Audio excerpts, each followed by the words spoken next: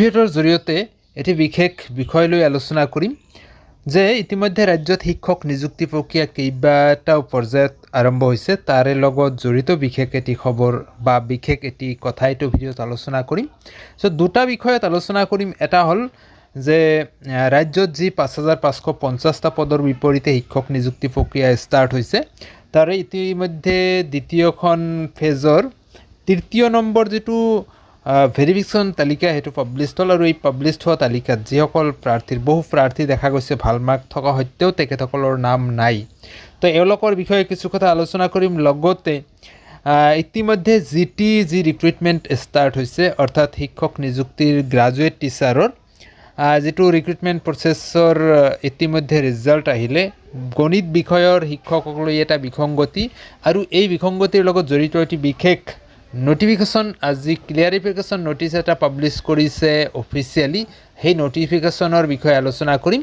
তো এই দুয়োটা বিষয়ত এইটো ভিডিঅ'ত আলোচনা কৰিম। প্ৰথমৰ পৰা শেষলৈ ভিডিঅ'টো চাই যাব, আৰু চেনেলটোত নতুনকৈ আহিলে নিশ্চয় ছাবস্ক্ৰাইব কৰি দিব, কাষত থকা বেল আইকনটো অলপ সময় থাকি দিব, কাৰণ শিক্ষামূলক চাকৰি সম্বন্ধীয় আৰু বিভিন্ন বাবদবিলাক এই চেনেলৰ জৰিয়তে আপোনালোকৰ মাজলৈ তুলি ধৰাৰ চেষ্টা কৰা হয়। আজিৰ দিনটোত পাব্লিছ হোৱা এটি বিশেষ নটিফিকেশ্যন যিটো DSCৰ ফালৰ পৰা পাব্লিছ হৈছে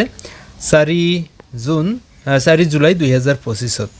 তো স্পিকিং অৰ্ডাৰ ইয়াত উল্লেখ কৰা হৈছে। ইতিমধ্যে যিহেতু GTৰ ডকুমেণ্টছ ভেৰিফিকেশ্যন ষ্টাৰ্ট হ'ব গৈ আছে, আৰু এই ডকুমেণ্টছ ভেৰিফিকেশ্যনৰ লগত জড়িত এটি ক্লিয়াৰিফিকেশ্যন দিছে যে মেথামেটিক্সৰ GT শিক্ষকৰ বাবে যিটো মেথামেটিক্সৰ গাইডলাইনটো কেনেকুৱা হ'ব লাগে ডকুমেণ্টছ ভেৰিফিকেশ্যনৰ, সেই বিষয়ে ইয়াত উল্লেখ কৰিছে।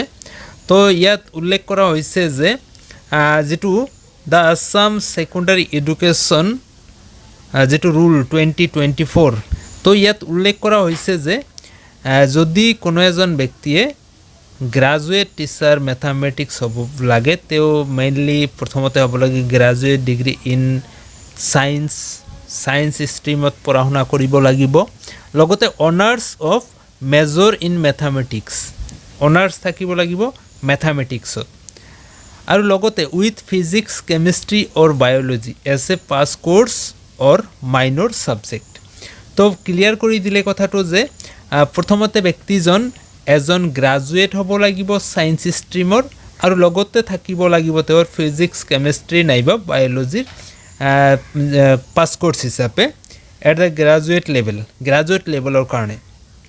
আৰু দিয়া হৈছে or a post graduate degree in mathematics from recognise university with honours of major in mathematics and with physics chemistry or biology as a pass course or minor subject with at least 50% mark in either graduation or post graduation.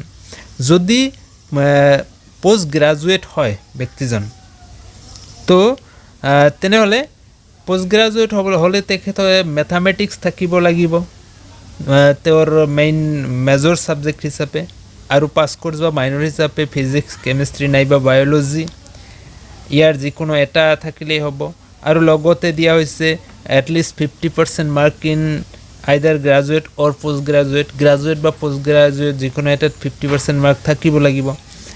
আৰু লগতে উল্লেখ কৰিছে the department has duly examine the said proviso is the rule as it hereby clarified that the rule clearly means that a candidates must have studied any one among physics, chemistry or biology as a pass course or minor subject along with mathematics as major or honors। মানে স্পষ্টকৈ উল্লেখ কৰি দিছে যে কেণ্ডিডেটজন mathematics মেজৰৰ হ'ব লাগিব, আৰু লগতে ফিজিক্স কেমিষ্ট্ৰি নাইবা বায়'লজি তেওঁৰ মাইনৰ ছাবজেক্ট হিচাপে বা পাছ কোৰ্ছ হিচাপে থাকিব লাগিব।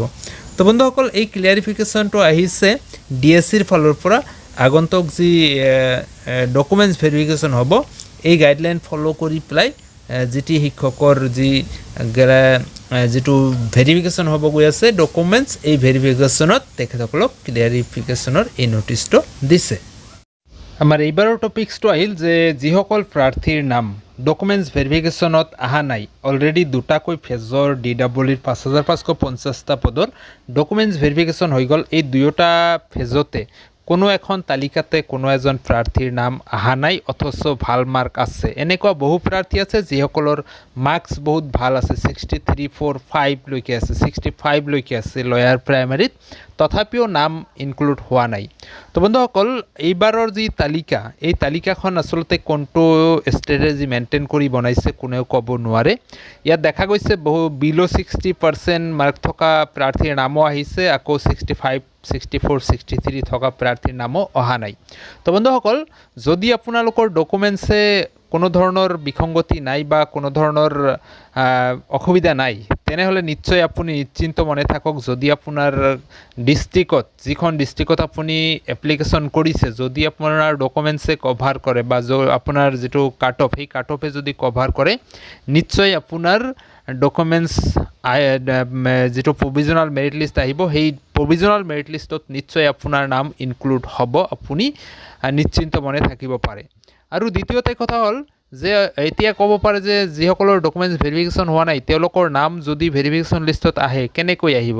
তো নিশ্চয় এনেকুৱা আমি প্ৰুফ বহুতো পাইছোঁ। যোৱা বিগত যিখিনি নিযুক্তি প্ৰক্ৰিয়া হৈ গ'ল, তাতে আমি দেখা পাইছোঁ বহু প্ৰাৰ্থী ভাল মাৰ্কছ থকা সত্ত্বেও তেখেতসকলৰ নাম অহা নাই।